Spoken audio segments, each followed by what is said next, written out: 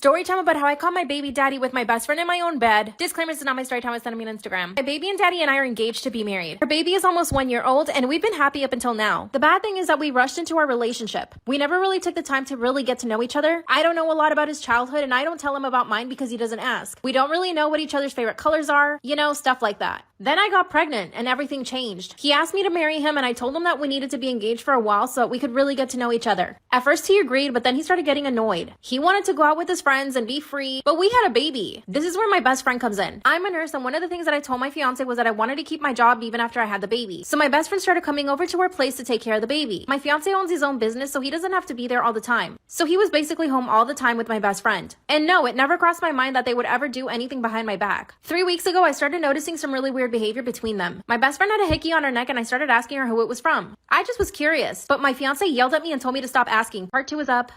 Part 2 of how I caught my baby daddy with my best friend in my own bed. Disclaimer, this is not my story time. It was sent to me on Instagram. When I asked my best friend about the ginormous hickey she had on her neck, my stupid baby daddy started yelling at me. He told me to leave her alone and to mind my own business. So I said, excuse me? She's my best friend and we talk about everything. That's when my best friend told me that she met someone new and that she was really happy about it. My baby daddy told me that I was nosy and he left the room. And that's when all the alarms went off. He had never behaved that way with me before, much less for my best friend. As soon as he left the room, I started interrogating my best friend. And she looked guilty as hell. I asked her who the new guy was and she wouldn't tell me. I mean, couldn't she have come up with the lie? But secretly, I knew that she wanted me to find out. A few days later, I start noticing more weird behavior. My baby daddy asked me to go buy groceries after I got out of work and it was already 10 p.m. He said that we really needed some things for the baby, so I went to the supermarket. It took me about an extra hour to get home after that, which looking back now was plenty of time for him and my best friend to do whatever they wanted. Block away from our house. Part 3 is up.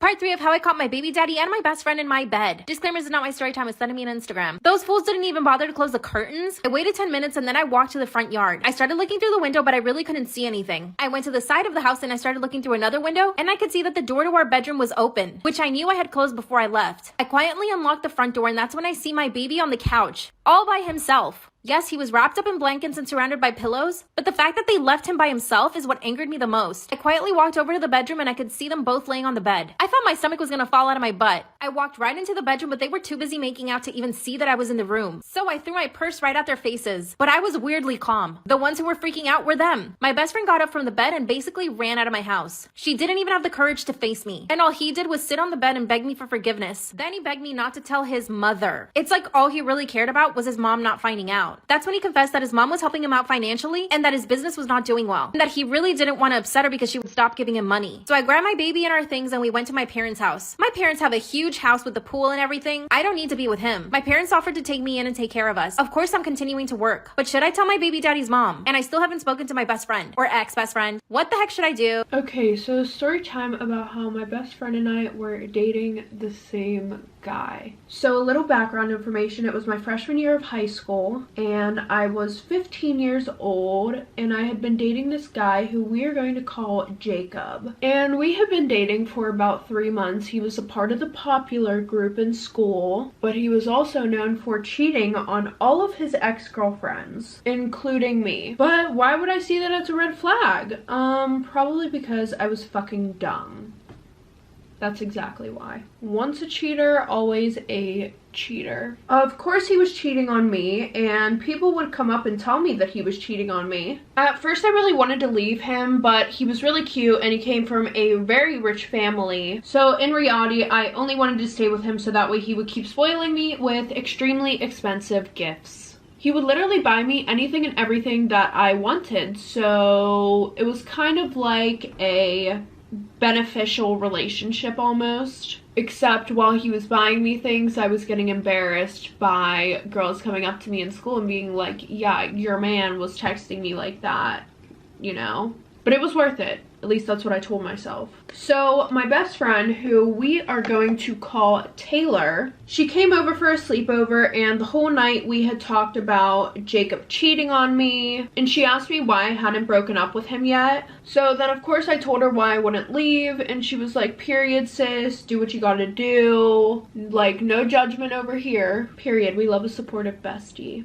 We love that. Well, then I came up with this super awesome plan for my best friend and I both to get gifts from him and use him for his money. And I had been thinking about this plan like all night while she was sleeping. I was like laying there, you know, like thinking about it in my head, you know. So I quite literally wake her up at like 6 in the morning and I was like, dude, you should be his side chick. She looked at me like I was a little bit psychotic, not gonna lie. She was like, no, anytime that I see this stuff in the movies, it always ends up going wrong. And I was like, sis, first of all, this is not the movie. Second of all, if you don't fall in love with this douchebag, then we'll be fine. So of course she says yes. So she starts flirting with him, trying to make him want her.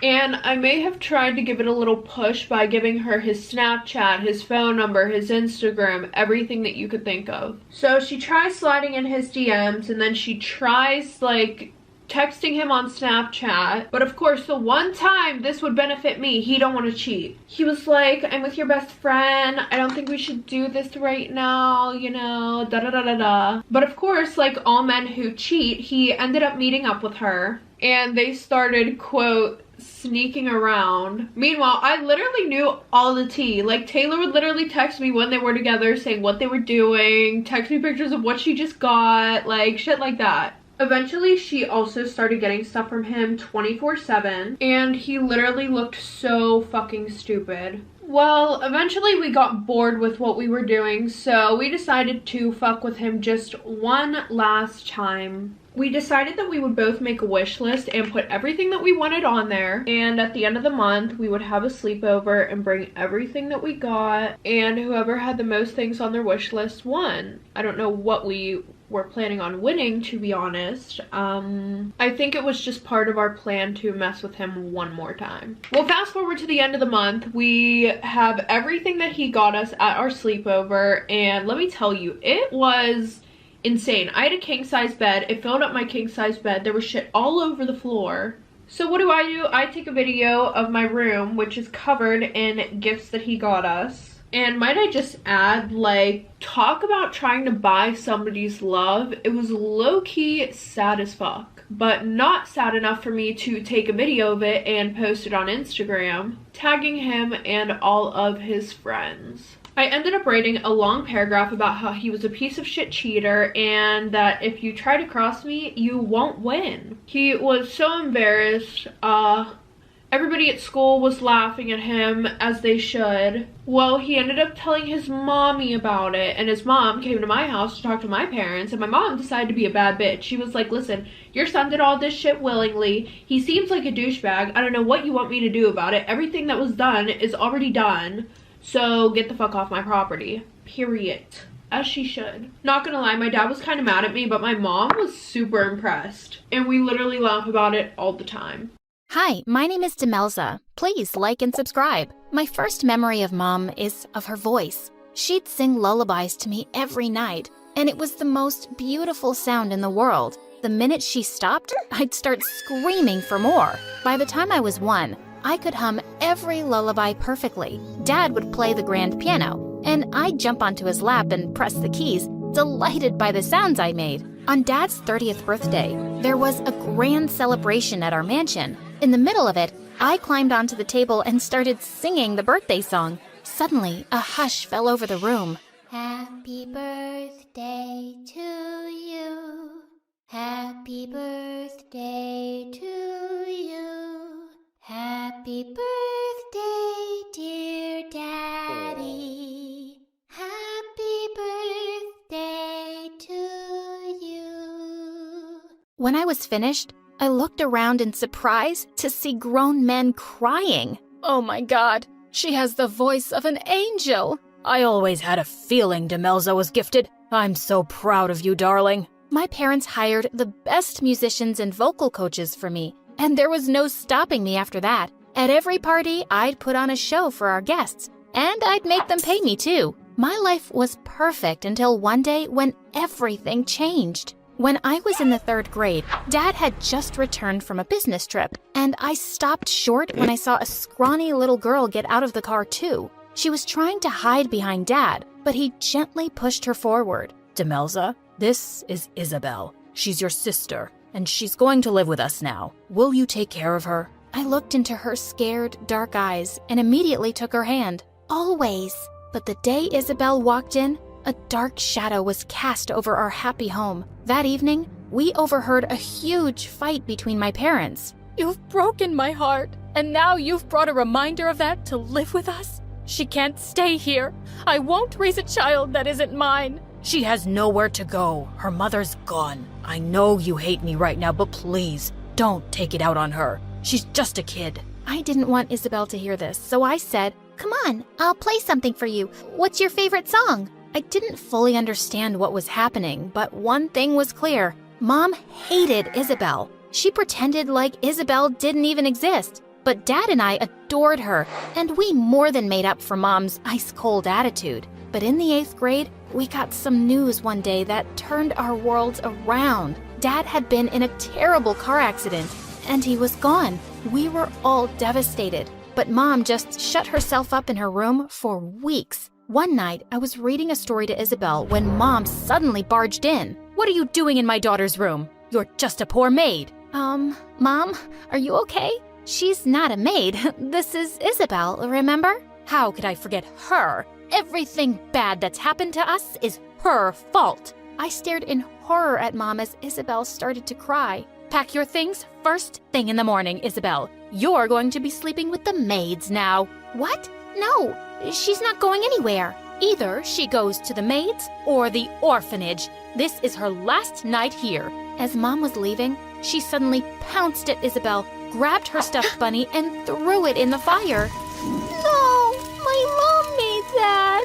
Isabel cried for hours, and I hugged her to sleep. What had happened to my mom? The very next day, Isabel was shifted to the maids' quarters and made their helper after school. I was scared she'd be sent away, so I didn't fight with Mom, but I'd sneak food to her and help her with her homework at night. And at school, we could always hang out together. But one day, I was really surprised to see Mom marching into the principal's office. "Mom, what are you doing here?" "Oh, I'm here to withdraw Isabel from school, of course." "You can't do that. "She has to go to school." "Why? She's never going to be anything but a maid like her stupid mother. You don't need an education to sweep floors." As she turned around, I grabbed Mom's wrist. "If you make her drop out of school, I will too, and I'll tell everyone why." "Are you sure you want everyone to know how you really treat Isabel, Mom? Dad would be so disappointed in you." Mom looked shocked, then angrily pulled her arm away and left. I'd won this little battle, but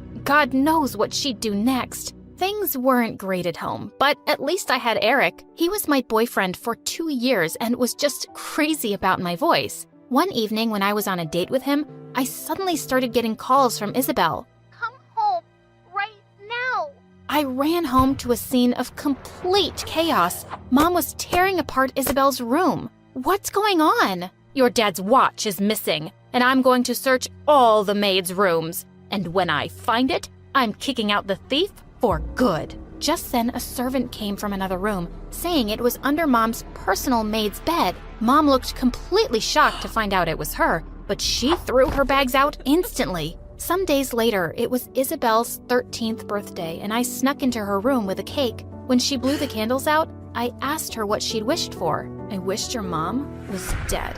"Isabel, you don't mean that. She's my mom." Isabel stayed silent, and I got up to leave. I'd never seen that look of hatred on my little sister's face before. In the middle of all this drama, I had a huge audition coming up. A prestigious music academy was looking for talent from different schools, and being selected would be a dream. But 5 days before the audition, I woke up with my throat hurting. I called out to the maid, but to my horror, my voice was gone. Mom rushed me to the doctor, who diagnosed me with laryngitis. What he said next left me shocked. "Your voice will return to normal soon, but this is the end of your singing. If you strain your vocal cords too much, you could lose your voice permanently." I just couldn't believe it. On the day of the auditions, I slipped into the auditorium with Eric, feeling devastated. I wanted to be up on that stage more than anything. And then, one of the judges said, "The last performer is Miss Isabel." Wait, what? Isabel stepped onto the stage and started singing. You made me insecure. I was stunned. Her voice was beautiful. The judges gave her a standing ovation and said they'd be in touch with her soon. As everyone started to leave, I caught up with her. Isabel, that was amazing. But why didn't you tell me you could ever sing like that? She brushed my arm off angrily, her eyes blazing. You never asked. You just assumed that you're the only one with any talent. But I guess that's something we both got from our father. It makes you unhappy, doesn't it? Why would you say that? I've always had your back, Isabel. Yet, I've been living as a maid in my dad's house for years. And you did nothing. You think sneaking me food makes up for how I'm treated? No, it doesn't. All it does is make you feel good about yourself. Isabel, I tried. You should have tried harder. I hate you, Demelza. As she stormed off, I felt heartbroken. As Eric walked me back home that evening, suddenly a cyclist came charging straight at him. I pushed Eric out of the way just in time, but he landed on the pavement, hitting his head. I quickly called an ambulance, and after hours of waiting at the hospital, we were shocked to get the news. Eric was in a coma. The doctors were hopeful he'd wake up soon, but weeks turned into months, and before I knew it, a year had passed. I was almost done with high school, and Isabel was in her music academy on full scholarship, but we never spoke anymore. One day when I went to see Eric, I was shocked to see him sitting up in bed. Oh my God, you're awake! He gently pushed me away. I'm sorry, who are you? Eric, it's me, Demelza, your girlfriend? Can you sing? Yes, well, I used to, but then I got sick and had to stop, remember? No, I just know that my girlfriend sings beautifully. I couldn't move or see all these months, but she'd talk and sing to me often, and I could hear her. I know her voice, and it's not you. Suddenly, my blood ran cold when I heard someone behind me. Babe, that was me. You could hear me? Isabel? Yes, it's you. She ran forward and hugged him, and then they kissed. Suddenly, I just lost it. I pulled Isabel by her hair. Are you completely crazy? You've been visiting my boyfriend and singing to him? Tell him you're lying. I am not. He's mine. Let me go, witch. And suddenly, she pushed me viciously and I went flying into a trolley. I attacked her and we went crashing straight into the machines. And the next thing we knew, we were both thrown out of the hospital. I turned furiously to Isabel. We're done. For good. You've become a hateful monster. I don't even know who you are anymore. But you're definitely not my sister. Finally. And with that, she left. I went on a very long walk to clear my head. And by the time I got home, Isabel was gone. The next morning, Mom discovered a lot of things were gone too, including Dad's watch. I'm going to report her to the police. I'm going to... Mom, just stop it. She's gone. That's what you wanted since you first saw her, right? And so what if she took Dad's stuff? It's hers too. Let it freaking go. A year later, I went off to university to study music. If I couldn't sing anymore, I could still play. In my final year, I was leaving the campus one day when I stepped on a newspaper. It had Eric and Isabel's face on the front page with the headline, "Billionaire to tie knot in 2 weeks." Well, good for them. But just a few days later, I walked into a coffee shop, and to my shock, I saw Eric there. And he was kissing a blonde girl that definitely wasn't Isabel. I just walked away. It wasn't my problem,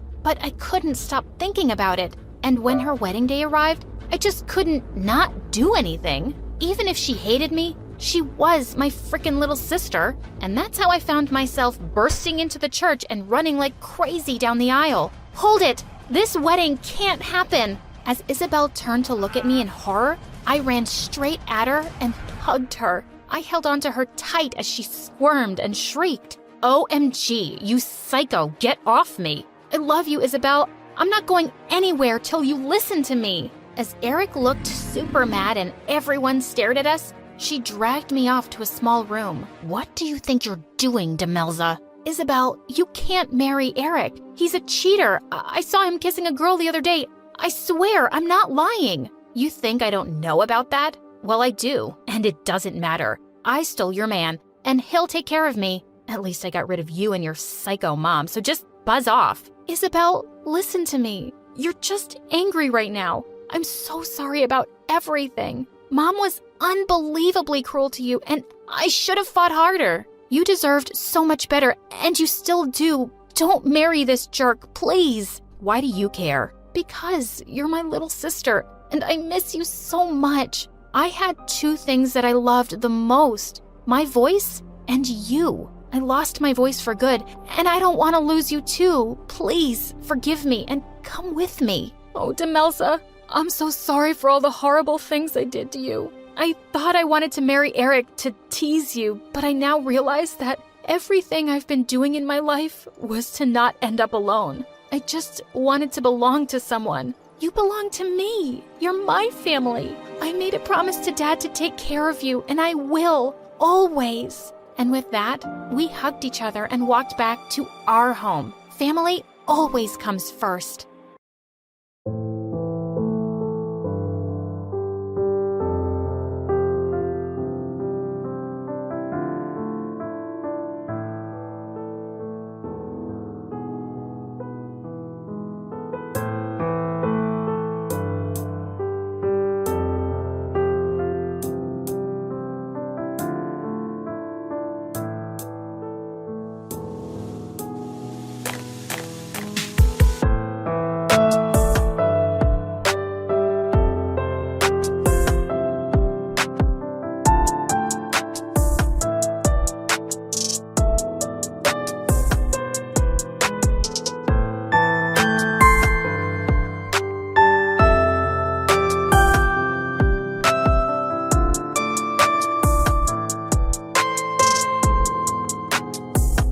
My sister, 26, brought her new boyfriend, 30, over to our parents' house to meet him for the first time. My wife and I came as well.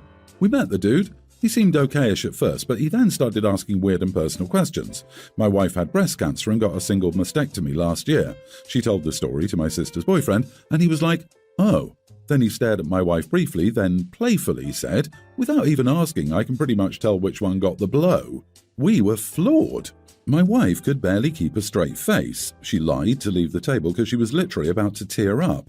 I just looked at the dude and said, "Are you serious?" He said, "What? I was just joking, bro." I started asking him to explain the joke to me. He just stared. I asked him again to explain it to me in detail, but still got no answer. My sister asked me to stop because he was clearly uncomfortable, but I insisted he explain the joke because my wife and I didn't get it. Things got awkward with him avoiding eye contact while I just stared at him the entire time. I still insisted and asked him to explain the joke right there and then, but seconds later he said he needed to step outside to make a phone call. It turns out he got in his car and left. My sister had a meltdown, screaming and berating me for how I treated her boyfriend, calling me hostile with anger issues to scare her boyfriend out of our parents' house. I told her he was overstepping and made my wife uncomfortable to the point of crying. She actually called my wife such a princess and said she was soft and couldn't take some teasing. I had an argument with her and my parents intervened. I took my wife and left.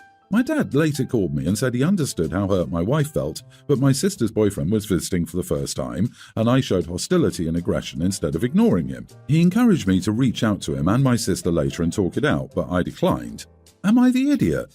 Edit. My sister and my wife don't have a history, but my sister tends to see the worst in people. When my wife announced her diagnosis, my sister thought she was faking because the family no longer brought up my wife's miscarriage months prior. I thought that was out of line, and she apologized for it and we moved on. My sister thinks that the only bad trait she sees in her boyfriend is his smoking habit. She says that otherwise, he's perfect. Not the idiot. Congratulations, you handled the situation perfectly. You simply asked the idiot to explain himself. He couldn't. You doubled down. He chose not to apologize, which could have diffused the whole situation.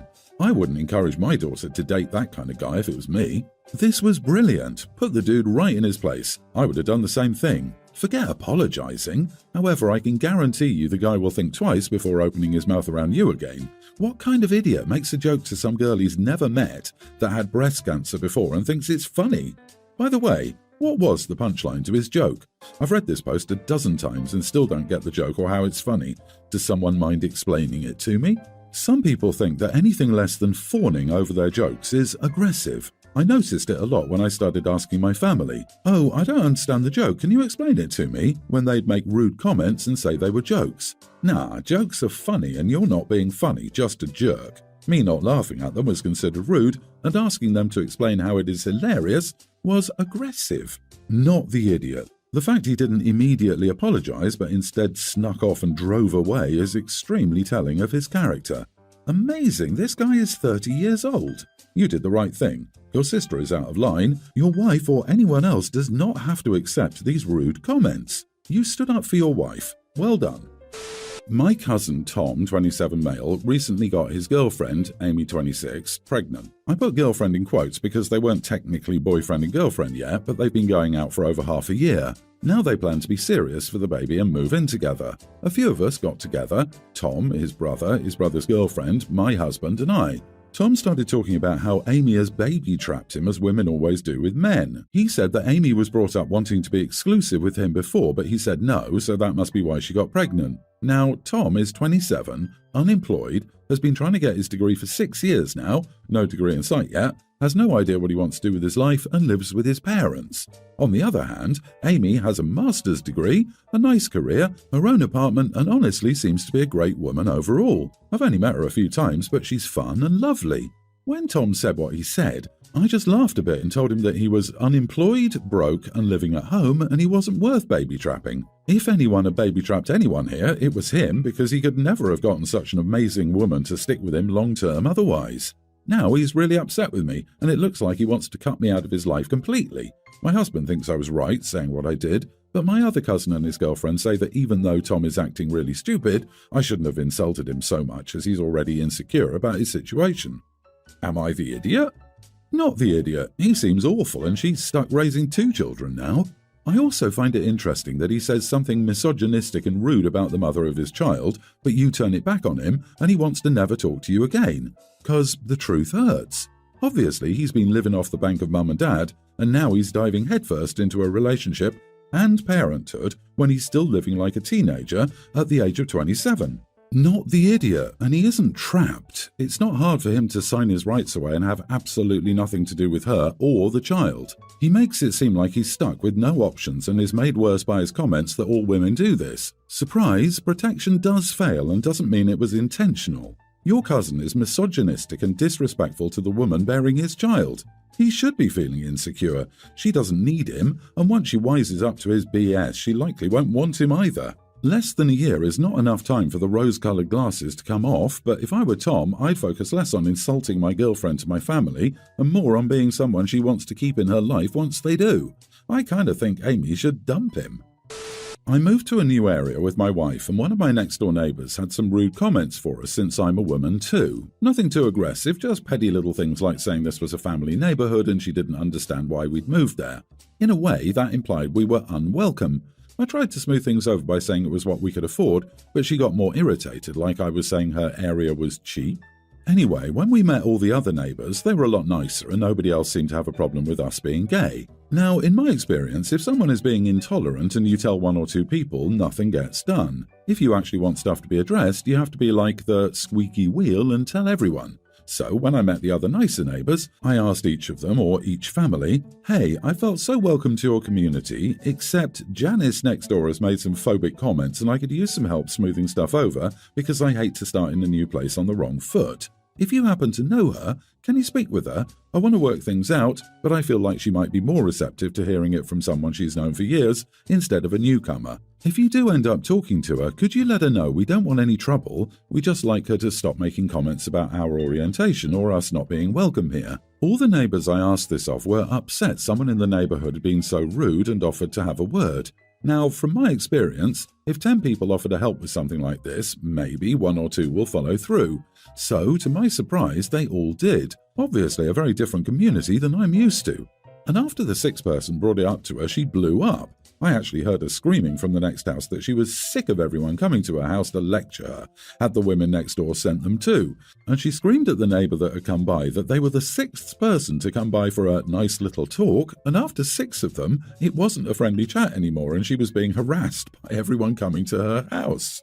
I came out of my house with my wife and she blew up at us, saying that by sending every other neighbour, I was harassing her. So I said I didn't send anyone. Anyone who came was their own person who wanted to say something after I told them what she'd said to us. After that, apparently, the few neighbours who didn't stop by in person called or texted, and she blew up at them. I went back in, and apparently, she made a Facebook post chewing us out, but I didn't see it because my wife and I don't use Facebook. Am I the idiot for asking 10 people if they could speak with a rude neighbour? not the idiot. I honestly am fascinated with your community. Your neighbours are awesome, except for you-know-who. You didn't do anything wrong. You only asked a couple of your neighbours to talk with her. You didn't force them, and as you said, I didn't send anyone. Anyone who came by was their own person. The fact that everyone said something means this woman is a known idiot. It's hard for me to put myself in the neighbour's position simply because I'm also queer, which would definitely affect my decision-making. But in general, if I had a neighbour that seemed perfectly friendly until someone moved in and called them a bigot, I would want to do my own investigation. I'd probably talk to other neighbours and try and figure out if I missed something. It sounds like everyone knew this woman was a piece of work and were more than happy to call her out. Janice didn't seem that concerned about harassing you and your wife, so why should she have a problem when people harass her? Oh yeah, because she's an idiot and thinks she can get away with it. And dang, you have some awesome neighbours to have your back like that, so ignore her the best you can and keep being good friends with the rest of your neighbours.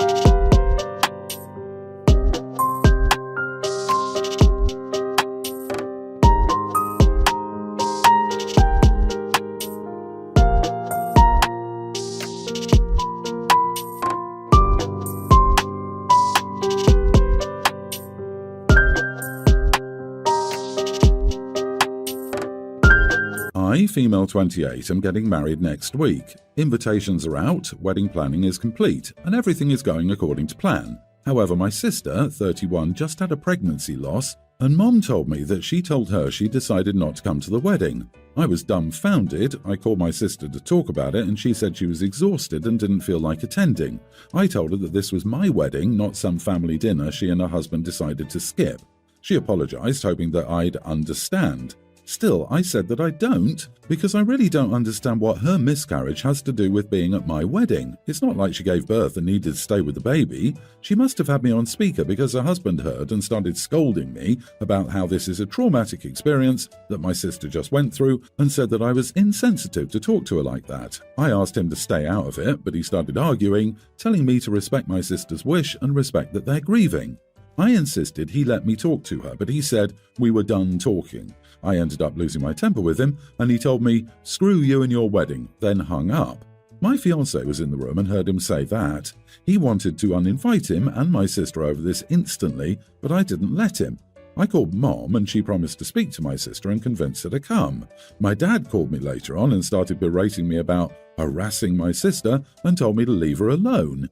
I asked him if my brother-in-law told him about our fight, but he got defensive and told me to get off both my sister's and her husband's back and drop it. I told him how upset and hurt I was that my sister decided to skip my wedding and how little she thought of it. He replied that my sister has a valid reason, and I was coming across unfeeling and selfish not to see that and lash out over her missing a party. This is not a party. That's my wedding. It matters to me. I was there for hers. Why can't she do the same and show up for a few hours? Dad said he wouldn't tell me again to leave my sister alone and urged me to stop bringing it up and gang up with Mom to get my sister to go, but I wasn't doing that.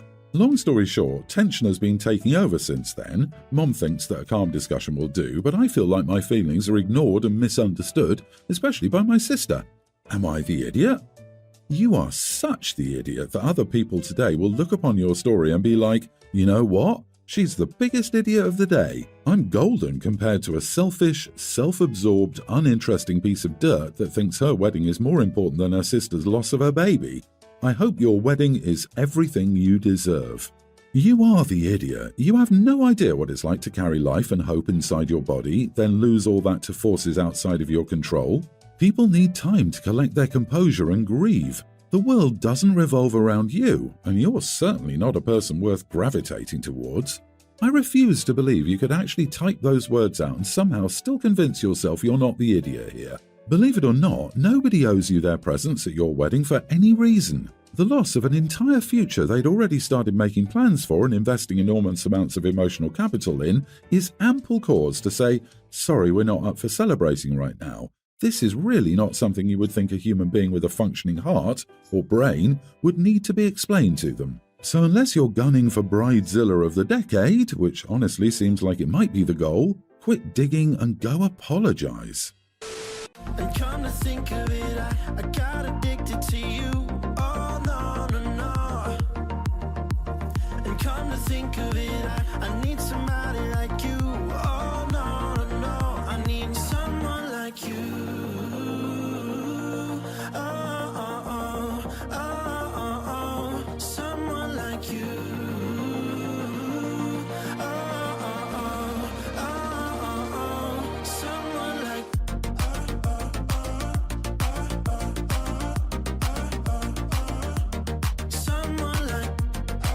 I'm used to say goodbye, nothing new to me.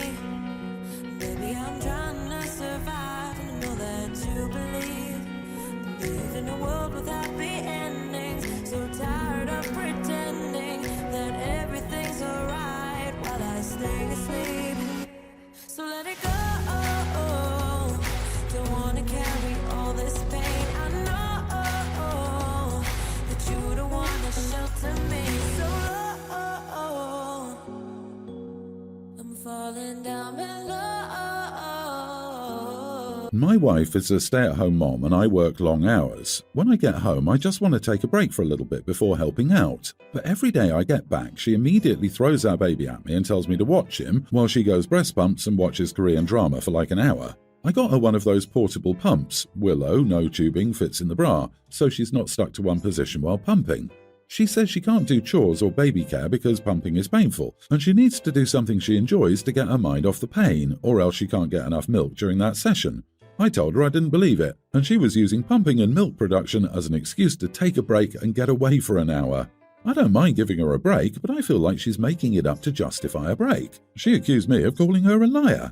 Either way, when I say I work long hours, I'm talking like 14 to 18 hours a day, 6 days a week. There are days I only have 6 hours off between shifts, but instead of sleeping, I have to watch our baby for an hour, resulting in me only getting 5 hours of sleep for several nights. And I do help out a little during the 6 days, and we split the rest of the work on my day off. If she had said, I need a break to go watch drama, you watch him for an hour, I would not have questioned it. She's always worried about my health as well. Half the night she gets up before I wake up to do my night feeding diaper shift so I get more sleep. I was just wondering whether she said that because she felt guilty she's asking me to give up an hour of sleep to take a break. So she made an excuse, or is this a real thing? My milk letdown is low if I'm not fully relaxed and distracted from the pain. You have access to the entire internet, but instead of looking at resources about breast pumping to see if you could help your wife with the pain of pumping, you come here to ask if you're wrong for disbelieving her. You are the idiot, thoroughly. OP, you are the idiot. Go take your baby for a walk for that hour. Put a load of washing in the machine before you leave on that walk. It will actually be good for your health and well-being to get exercise with the added bonus of giving your wife an hour of alone time while doing something heinously painful. If you're overworked, then time to cut back your shifts. Talk to your boss or start looking for another job. Oh, and if you think this is tiring, then wear protection to prevent baby number 2. As a dad who used to work very similar hours, I can say unequivocally, you are the idiot. Jesus, she's at home all day taking care of the kid, tending to the house, etc. Even if she just needs a break, give it to her. She bore your child. My lord, try being a partner and a father. I understand your predicament. You're looking at this the wrong way. You aren't considering that she's working all day too, and her job is just as hard as yours in a different way. It comes with almost no time off, but for the bits of sleep she can get, or that hour you give her when you get home. She's a 24-hour-a-day milking machine, and it's hard work. You need to reach out to family, see if someone can come in and help her out and lighten the load. Hire a nanny or a housekeeper who comes in once or twice a week for a while. Ask grandma or grandpa to take the baby for a walk so mom can rest, etc. Seriously.